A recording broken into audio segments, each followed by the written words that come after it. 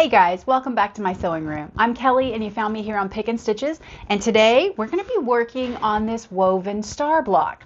This was actually part of the sew sampler that just came in, so it is part of that pattern. However, this is an It's Sew Emma block, so anybody can order this pad and anybody can do these instructions. So I don't have to hold anything back, so I love it. So I wanted to walk you guys through step by step on how I did these, show you kind of my tips and tricks, and yeah, let's just jump on in.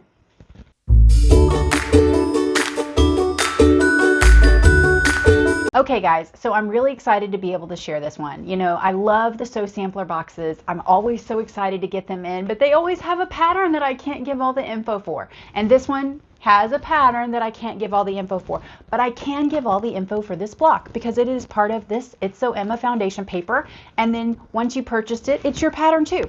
So this is the woven star block. I've made a couple here. I really like them. They're kind of fun. This is the size 4. I have not looked on their website, but typically with these types of things, they have like multiple sizes. So they probably even have really large ones, and there may even be like a 3.5. But anyways, I really like using these paper pieces. I did the Pettifor sew along last fall. That was really my biggest dive into foundation paper piecing, and I really liked it.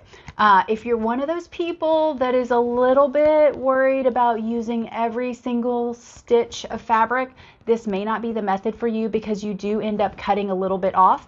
But if you are one of those people that kind of likes to fly by the seat of your pants and just stitch it together and make it work and you can trim it at the end, this is awesome. That's all I have to say about it. So let's jump right on in and let me show you how we did it. Okay guys, so first we're going to start with our woven star book, and this is the It's Sew Emma. It has 42 sheets in it. So if you're not going to use all 42 sheets, I recommend that you kind of like sporadically pull throughout different spots in your book, because if you really press the seam hard and you pull out 15 in a row, your book's going to kind of fall apart on you. And that's not a problem if you use the whole book immediately, but if you're going to kind of keep it in your sewing stash for a bit, you don't want to have it come all the way apart on you. So I just pull from a couple different sections. And then the next thing I want to do is kind of get my paper pieces prepped. And this is a fun block. It looks a little intimidating, but it's really not that bad. The first thing it does is we're going to cut these papers apart on this dotted line. And that's not typical of every single paper piecing, but it is for this one. So you're just going to grab your rotary cutter because you're going to have one dull one that you kind of use on this project. This blade needs to be changed already, so I don't mind using it. Whoops. See, it's going to be a long day. Okay, so we're going to cut that in half, and then we're going to cut it in half again so that we're into quarters.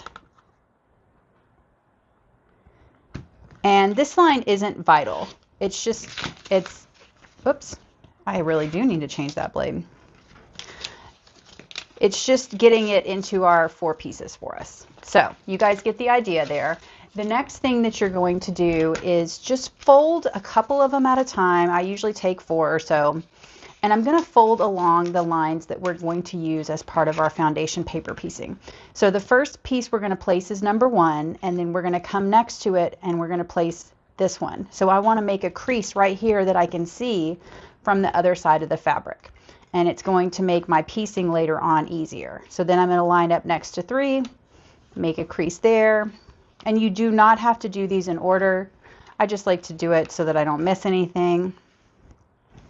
So once those are creased, then you do the next batch. And you may want to make a couple of these to start.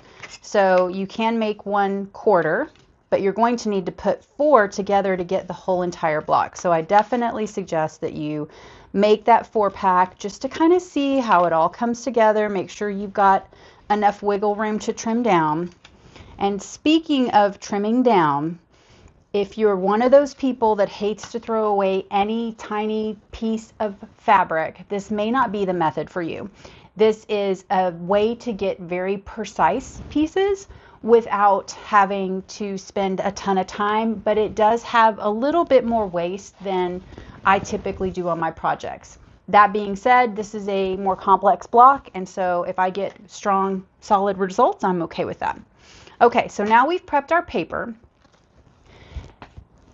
The next thing we're going to do is flip open our book and take a look at the cutting instructions. And these cutting instructions are specific for this 4-inch block size. So we're going to spin it around, and we're going to get 2 pieces from the dark, a 2 and a 2.5 rectangle. Excuse me, we're going to get 4 of those. We're going to get 4 2x3 rectangles. So those are our color fabrics, unless you reverse it. And then we're going to get from the lights, we're going to have 2 3-inch squares and 4 3 3/4 inch squares. And then once we cut the white, the next thing that we're going to do. Okay guys, and as far as cutting instructions, I did misspeak in opening the unboxing. So these squares that we're going to be using in the table runner do get cut down, so you actually can starch all your fabric, no problem. And then once you're starched, if you want to live dangerously, this is how I'm cutting out my block. So this is the longer direction after it's shrunk. Let's see. So if you want to look at it here, I've got 4 3/4 by 5 plus a hair. So what I'm doing is I'm just cutting these into 2-inch strips, which both sets are only going to need a 2-inch width. And then instead of cutting the first group 2.5, I'm cutting it, and this is our waist, I'm cutting it 2 1/4. So I'm just rotating my mat, and I was cutting these multiples at a time, but this is for demonstration. So normally you would cut it 2 1/2. I'm going to cut mine just a hair longer than 2 1/4. So when I do that, these would be my piece number 2s. And then these guys are not quite going to be the 3 inches that I need, but they're going to be really close. So I've got a little bit more than 2 3/4 inch, and that's long enough. It's not going to end up, where's my papers? So if we put it on a piece 3, and this is just for demonstration, I need to cover this whole gray line, and I want a 1/4 inch on either side. So it's not quite a 1/4 inch, but it's close. So when I'm placing these and I'm sewing them, I'm going to have to pay really close attention to make sure that placement is fantastic. If you don't want to fiddle with it, you can definitely cut yours the full 3 inches, and you won't have as much wiggle room, or you'll have more wiggle room, but you'll also have more waist. So totally up to you guys on how you want to do it, but that's how I'm making every last bit of my block count except for this little bit of waist. And I'm going to keep those and see if I can do something with them too. Okay. So we're going to cut our 3-inch squares and our 2 3/4 inch squares, and then we're going to cut those once along the diagonal. So what you're going to have is your design board filled with pieces that look like this. So you have your bigger squares cut up here and your smaller squares. This is actually going to be piece 4 and 5. I just didn't use 2 stickers on it. Okay. So then the next thing we're going to do is take our sew line glue. And I usually do this, like I said, a couple at a time, but get your bearings first. Make sure you like how things are coming together or refusing to separate, because that's what they're doing to me. And I'm just going to put a little bit of glue. That was probably too much, but I like for this first piece to really stay put. And we're going to line it up with this edge. This one's pretty obvious. The other white placements, when I went to put those on, it's kind of easy to turn those around. So just be cautious when we get to that next step with the white. But this first step is quite easy. So I'm going to really press that on so that the glue makes a solid bond. And then we're going to flip back over our pieces. So piece 2 is the first one we're going to do. So what I'm going to do is just take, and this is the add a quarter plus ruler. The add a quarter rulers are great because you've got, can you see this lip? So it kind of can dangle off the edge of your fabric and help you add a 1/4 inch. The add a quarter plus has this kind of beveled edge, so it gets really narrow, and I find that I use this a lot as a tool. So I'm going to get right on the line between piece 1 and piece 2. In fact, let me get you a better background, because y'all probably can't see that on all this white. Okay, so I folded it up right on that line with this as my pressing guide, and then I'm going to spin it around and I'm going to trim it off. So again, this kind of speaks to that. There's a little bit more waste in this style of generating a block. So we've got that little bit of waste.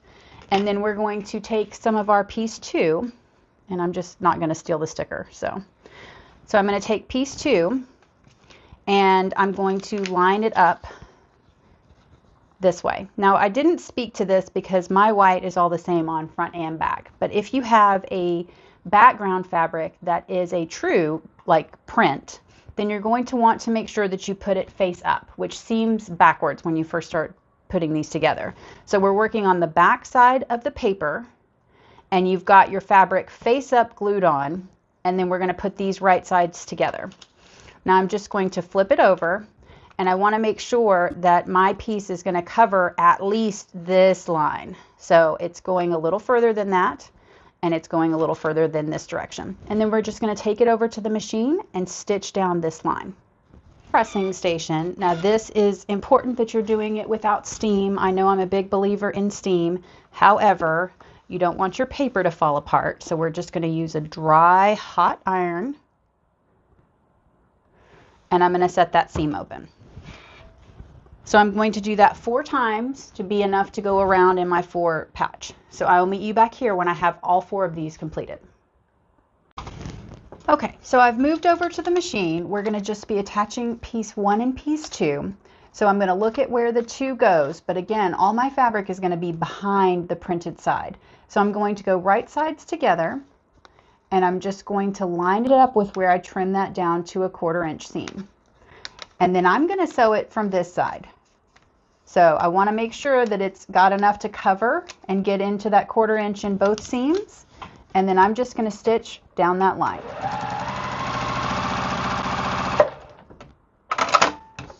And I do like to have my stitch length this time like at a 1.5. I found that my papers kind of were falling apart on me when I went any shorter.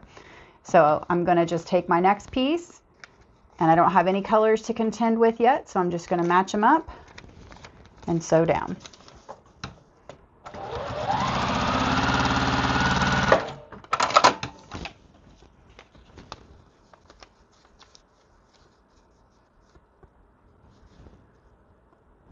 I don't think I want another gold center. Let's see. Let's do a blue. And it really doesn't matter. Once you get into the swing of things and you're making a bunch of these all at once, you'll have lots of options. But right now, since I've only got a couple, I didn't want to have too much gold all in the one spot.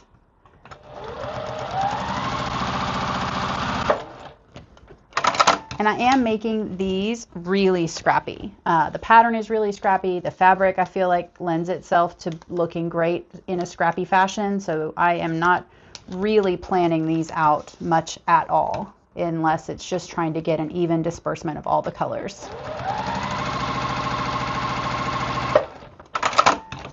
All right, so now we'll go press and trim these up.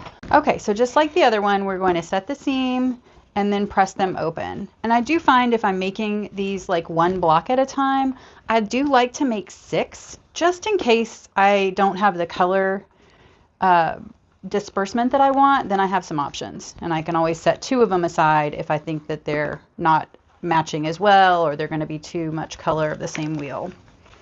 Oops, I don't need that ironed. Okay, so now we've set all of our seams open, and we're going to go repeat that same process that we did where we folded step 2 back, and we're going to do that with 3. So now we're just going to trim these up the way we did on step 2. I'm going to use my handy dandy add a 1/4. Now I did sew past the line. I'd frequently do that. So as I'm folding this up, I'm just going to pull it straight against the seam so that it doesn't tear my paper anymore, but it gets me back to where I want that fold to be. And then I'm just going to trim these guys up. And then we will get piece number 3, which is going to match here. And I'm going to go right sides together again. And I'm going to match it up. I want to make sure that I get all the way to the edge here and all the way to the top of this line. So these are the end points that I want to make sure my fabric is covering. And then I'm just going to walk it to the machine and sew it down. So we'll do that for all of our pieces.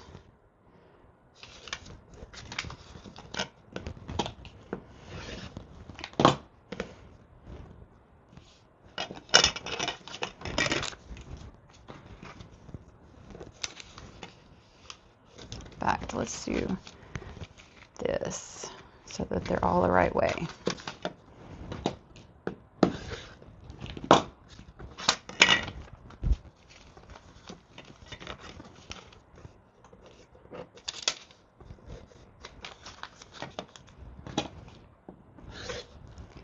see how unsquare those two pieces were? I don't even have to worry about that with foundation paper piecing. If I'm at least covering those outside edges, that's all I need to worry about. So there's, like I said, a tiny bit more waste, but if you could do this like out of your scrap bin, then you're still using up leftovers that maybe didn't have a home anyway.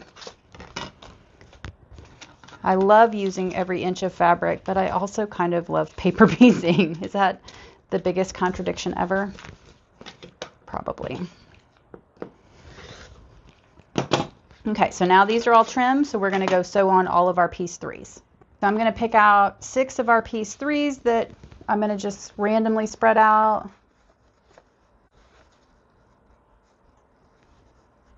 Okay, and then we'll sew all of those on.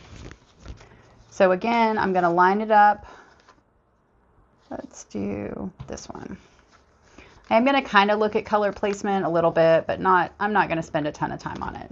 It'll all come out in the end. So now I'm just going to sew down this entire line for 3.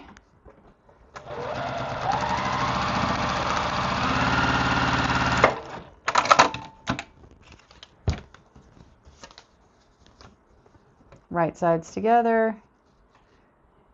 And it's a tendency to kind of want to pull it all the way down to this edge, but really where I'm looking to line up, if I flip my page over, is way up here.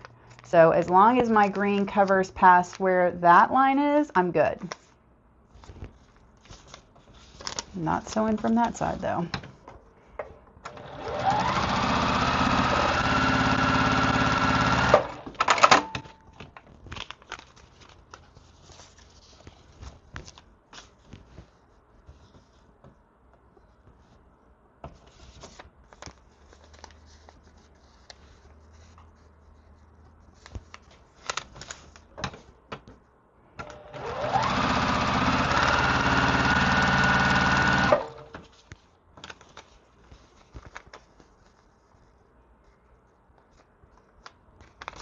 And I'm really making sure that I'm holding it. It's kind of easy since we're not pinning it for them to slide around. I found that I really don't like using pins with the paper at this point. So if you do, please feel free, but it just doesn't work for me. So I'm going to drop my presser foot right where I want it.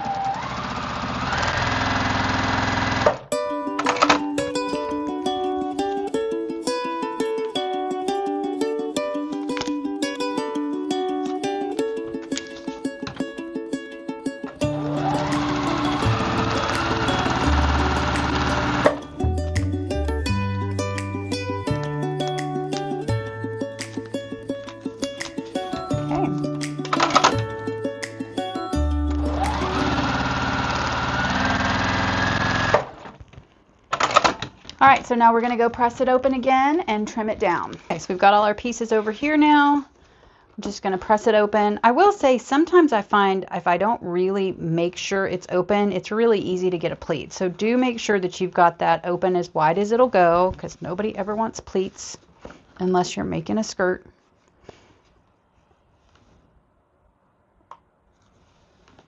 And because it's already attached to the paper, I feel like you can manhandle them a little bit more.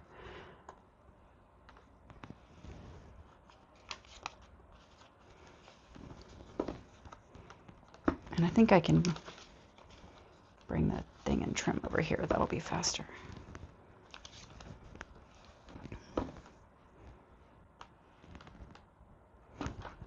And again, that's a dry iron. We don't want any steam because our paper would not like that. At this stage, maybe later, but not now. Okay, so we've got all of our pieces should look something like this. We still have our paper showing on the edge. So now we're going to attach piece 4 and 5. You can do these at the same time because they won't interfere with each other. So I'm going to line up with 4. I'm going to pull my paper back. And then I'm just going to give it that crease and the trim.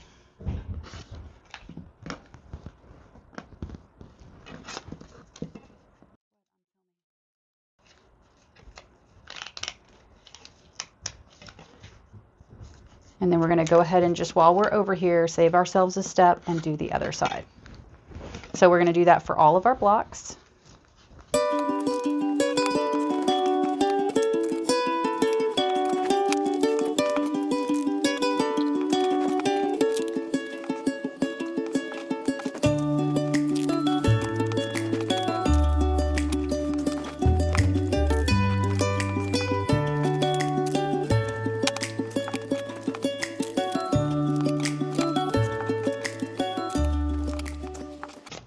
So the next step we're going to do is we're going to take our piece 4 and 5, and I've just got mine labeled 4, so don't let that be confusing. And I'm going to get ready to line these up. And my natural inclination was to put the longest side, but that's not going to be correct. What I found was what I want to do is line up the top with the short side and the edge I'm about to sew. And then I would take this to the machine, flip it over, and sew right down that line. And then I would do the same thing on each and every corner. So we'll head over there and take a look at that now.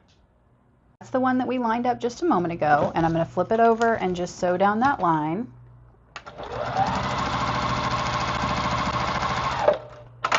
And then while I'm holding this piece, I just want to get it finished. So I'm going to use my little presser here. This doesn't have to be perfect. I just want it to fold back and get out of my way. And I'm going to line up my other corner with a short side against the top, and then a short side down this where I'm about to sew, and then flip that over.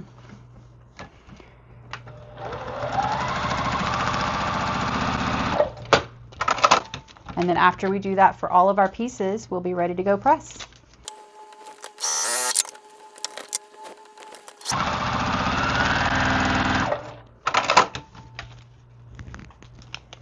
And I don't worry about pressing both sides open. I can get that when I get to the iron. I'm really just using that roller to get it out of my way. You could finger press it as well. I have the tool, so I'm using it.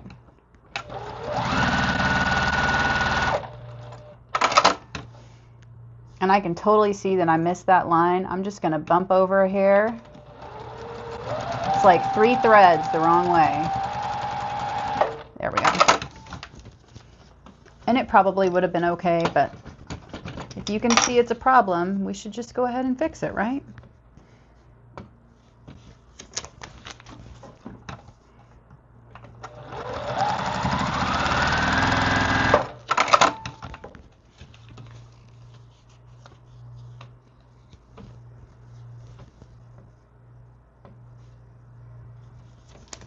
Yeah, and I hope that helps. Once I figured out that I always want to align the short side with the top and a short side where I'm sewing, that really helped me just piece them together without really having to think about it.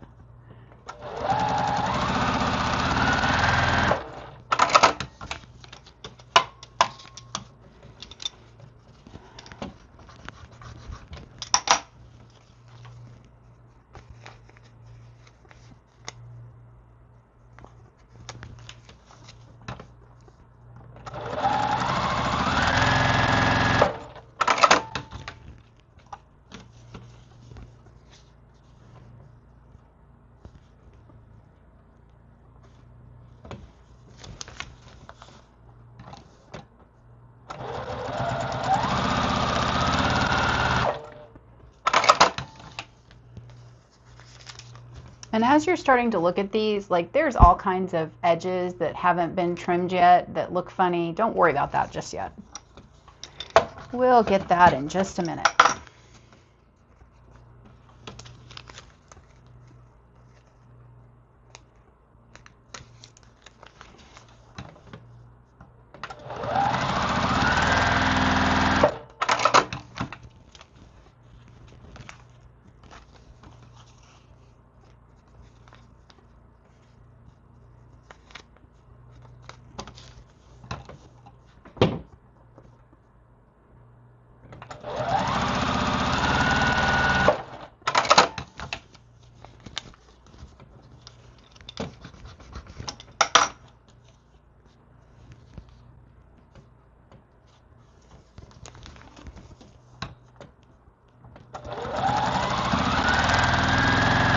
We did not actually press this with the iron, so I am going to make sure I get both sides. And I'm going to give that a nice little tug, make sure it's nice and open. I don't want any pleats. Thank you very much.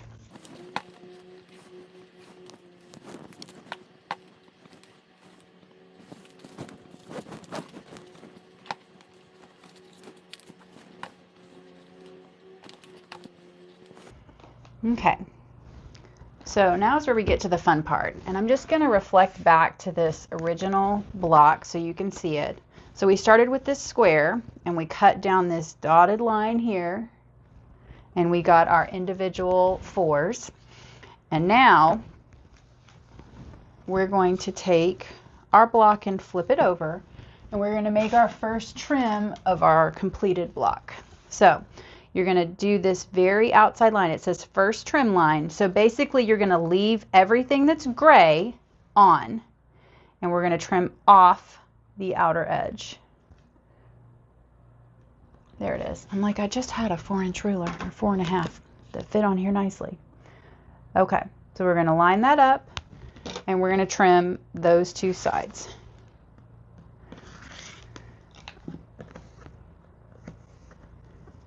Okay, so now this one's ready, and I'm going to do that for all of my blocks. So again, I'm just covering up all the gray, and I'm going to follow that line.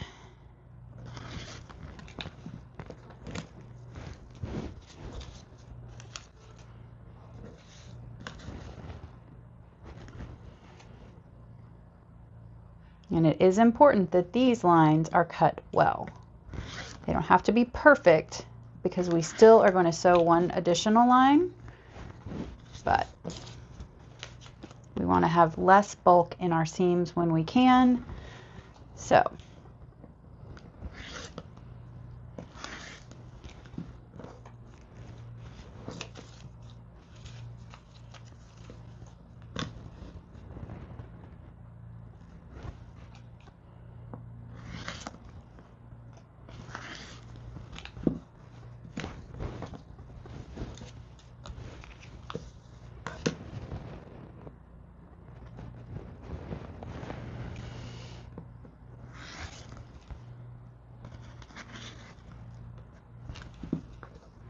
okay, now I'm just going to audition, because remember I made 6. I don't spend a ton of time, you know, oh my gosh, I must have the perfect one, but like I don't want that much white on one block probably, so I would probably switch it with one of these.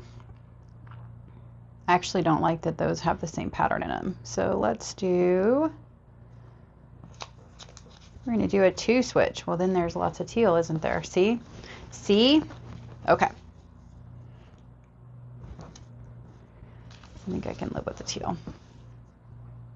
Okay.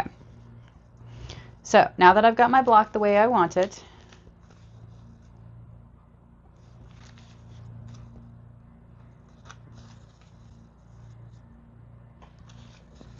let's do that.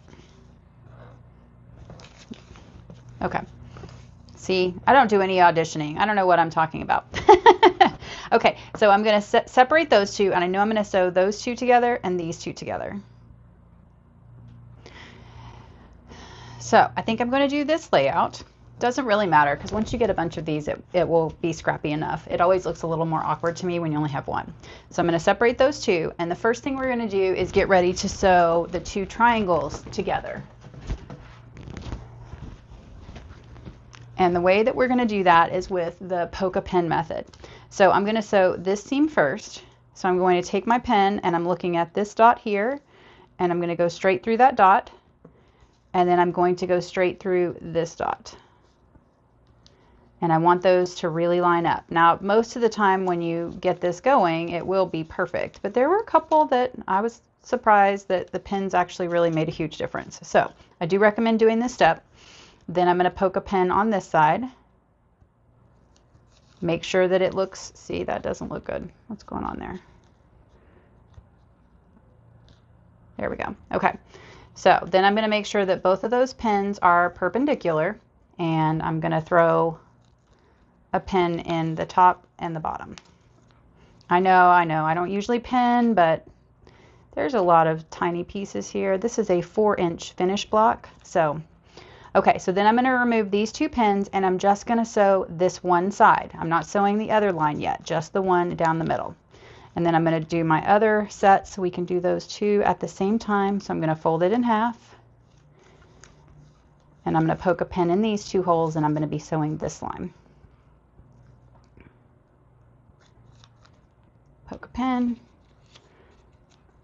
Those weren't lined up to start, and that's okay. So then I'm going to find the exact right spot. And this was the step when I had my stitch length really drop down, like the paper was already kind of falling apart on me and it just didn't want to be helpful. And so dropping that or raising that stitch length up a little closer to 1.5 or almost 1.75 really helped me a lot. Okay, so those two are aligned. They're both perpendicular. And now I'm just going to throw 2 pins in and we'll go sew down that line. Times 2. Okay, same story as what we've been doing. We're just going to sew those 2 lines start to finish.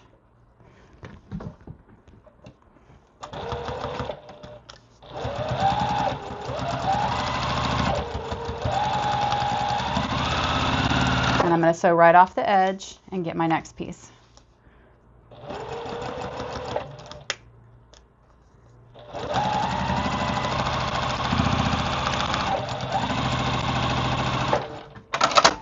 Okay, so before we press these open, I do want to cut them apart.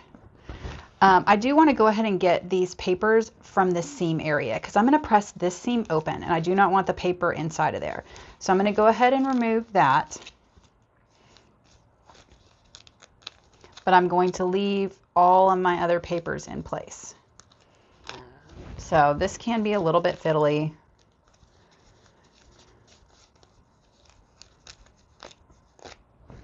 All right, and then I'm going to set my seam, and because there are so many layers involved here, I like to set my seam from both sides just to make sure the heat really penetrates.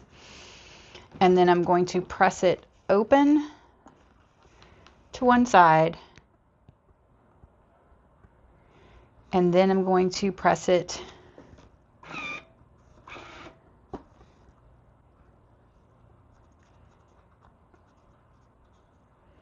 open.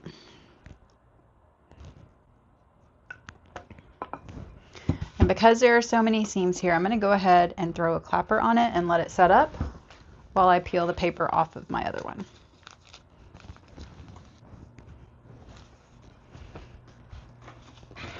And I'm going to press this seam open.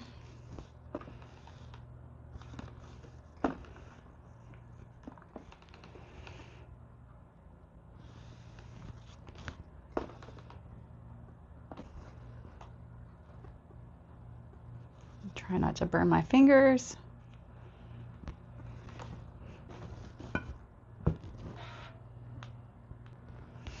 Okay, so now we're going to go ahead and join our 2 triangles together, and we're going to do the same manner. So I'm going to look at these 2 holes or pin dots and these 2, and I'm going to poke a pin in all 4 of them, and then once I have those lined up, then I'm going to go ahead and pin my piece.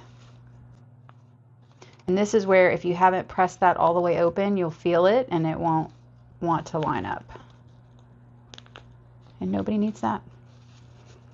Although it is better to find it now than once you've already sewn the block together. Or the quilt. So poke a pin, those 2 look good. I'm going to come around to this other side. And at this point, your block is starting to look a little less scraggly, but honestly, I find until you do that final trim, I keep looking at it going, is this going to turn out? Why is that hanging off so much that direction? So just trust the process. And like we said in the beginning, if any scraps that don't get used is something that makes you gonzo, then this probably isn't the method that is going to make you happy. And, you know, at the end of the day, I come to the sewing room to be happy. So if it doesn't make you happy, don't do it. Use another method. There are plenty of ways to skin a cat, as they say. Although that's really gruesome. I probably shouldn't say that. Anybody else have a good saying for there's plenty of ways to do something that's not gross? Okay, so I've got taken my polka pins out, and I've got my pinned across the top. So we're going to go sew this down just like we did, and I will meet you back here. Okay, so now we've got both sides sewn together. We've got our section that we want to make sure and get out before we do any ironing at all. And I'm actually going to go ahead and pull all my papers at this point because I don't need them to stabilize any longer.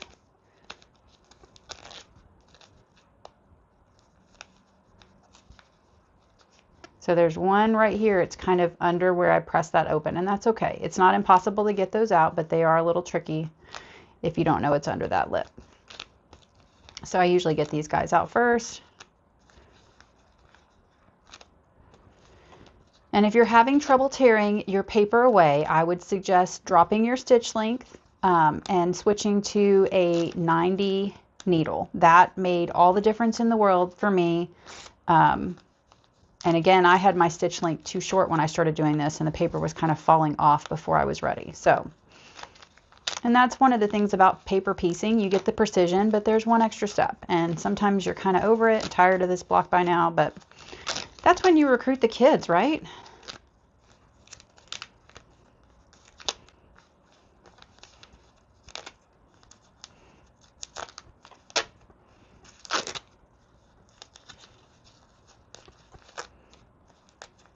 And I am, you know, trying not to tug on this block. This block is little, has a lot of pieces. A lot of them are oriented opposite of each other. So any direction that you pull could pull one of them on the bias. So just being gentle. Okay. So I'm going to really solidly set that seam from both sides, because again, I'm still trying to get this seam to lay flat. There's a lot of intersections here. And then I'm going to just press it one direction first.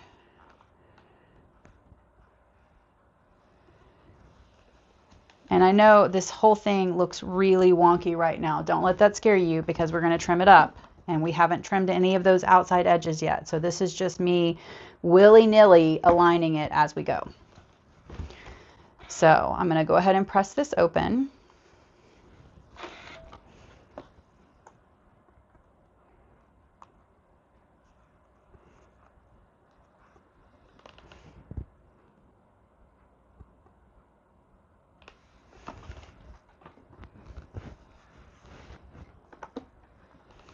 And I'm going to set a clapper on it for just a minute. I keep these two spray bottles out on my ironing table almost all the time. The white one just has water. The black one has Mary Ellen's Best Press, or whatever starch I'm using at the moment. I like to just run the tiniest bead after this is all done of Best Press, and let the Best Press really help me hold those seams and keep them open. Now keep in mind that I have already starched this entire project. I soak mine in the starch and then I hang it up to dry. So I feel like any shrinkage has already happened in my fabrics, and I'm not super worried about it. So if you have not starched or pre-washed your fabric, you might have some shrinkage if you do this moisture this late in the game. But for me, I don't have a problem with it because I starched pretty heavily to begin with. Okay, so we'll set that under the clapper, let it cool off, and then we'll trim it down. So let's do the final trim up. So I have this ruler in several different sizes. This is going to be a 4.5-inch block. So it is really nice if you have that depth of rulers to be able to line them up this way. So if you look at the ruler itself, let's see if I can, you like how I just improvise? I'm like, oh, it's an ironing board, it'll work. So you have the center of this entire block is this white line. So because it's 4.5, it's a little bit awkward math. You can definitely do it, but sometimes it's easier if it's already just drawn out for you. So I know that this circle is the center of my 4.5-inch block, and then I'm going to try to line up this diagonal line with one of my seams. And it may or may not be perfect. At the end of the day, I want to have the center of the block be the center, and I want to kind of split the difference. If you know me, I love to learn and grow and be a better quilter, but at the end of the day, I call myself a farmhouse quilter. I am not going to get a bee in my bonnet if it is not absolute precision perfection. So I'm going to spin that around. I haven't moved my ruler, and I'm going to trim those other two sides. So now we have our completed, whoops, let's trim that up a little better, Kelly.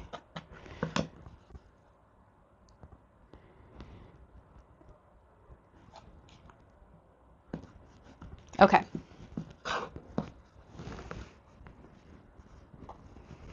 So now we have our completed block. I think this is a really cute and fun block. All right, if you're doing the 5-star table runner, you're gonna need to only gonna need 16 of these stars if you're doing the table runner. I don't know why I can't find it in the pattern. I just counted them on the back. There we go. Okay, I found it. 16. So you're gonna need to take 16 of your sheets that come in this, and so there's 42 total, so you're gonna have quite a few left over. So that's awesome because then you can use them in other projects. I think I'm probably going to make the lap size quilt. So for the lap size quilt, you need to make 80 of these to mix with the other blocks that we're going to work on in the next video. But this is a super cute block. I had a lot of fun. I've made 5 of them now. Let's see if we can get them all on here together. And I just think that they're really cute. They're really fun. They're small. They're 4.5. So if you wanted to see, I thought that some of you might have an interest in this. This is what I cut off. Every little teeny tiny scrap. I kept this one separate. This is enough to make one block. So if you are a person that scraps make you crazy, this may not be the project for you. I'm going to keep these larger ones and I'm going to see if I can't make something interesting with them. If it turns out, I will let you know. If it's terrible, I won't show you. Actually, I probably will show you anyways. But if you have some ideas on what I could do with some of those little bitty scraps, I probably won't keep these because it's such an awkward size, but I want to do something maybe with the triangles. So let me get these up on the design wall so you can take a peek.